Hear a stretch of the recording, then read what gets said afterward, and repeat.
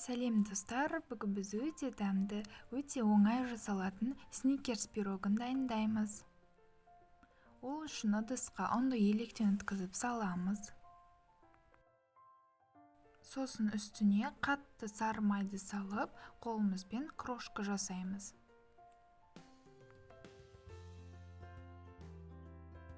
Бізде осындай крошка пайда болуы керек. Енді үстіне қантты саламыз. Електен өткізіп какаоны қосамыз. Сосын үстіне қопсытқышты салып, жақсылап араластырамыз.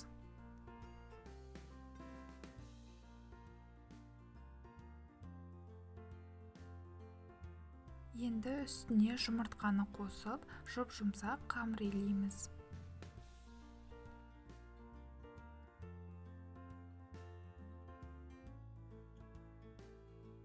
Бізде біркелкі қолымызға жабыспайтын қамыр пайда болады. Енді бұл қамырды екіге бөлеміз. Бір бөлігін үлкен, бір бөлігін кіші қылып бөлеміз. Қамырдың үлкен бөлігін форманың астына қолымызбен жайып шығамыз да, ал кіші бөлігін форманың жандарына қойып шығамыз.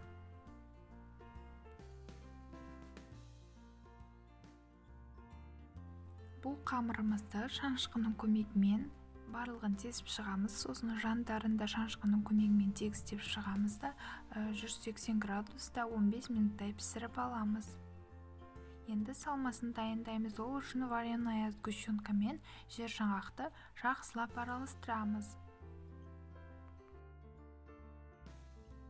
Бізде осындай масса пайда болуы керек. Енді бетіне глазурь дайындаймыз. Ол үшін шоколадқа сұйық майды қосып, ерітіп аламыз. Сосын үстіне езілген жер жаңғақты қосып, жақсылап араластырамыз. Біздің глазурымыз дайын. Енді суыған коржымызды алып, үстіне жаңағы дайындап қойған салмамызды салып, біркелкі етіп жайып шығамыз.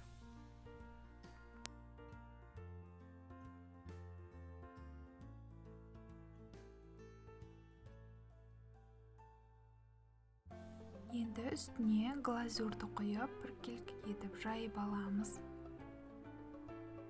Енді бетіндегі шоколадты қату үшін тоңазытқышқа 2 сағатқа қойып аламыз. Біздің өте дәмді, оп-оңай дайындалатын пирогымыз дайын. Міндетті түрде дайындап көріңіздер.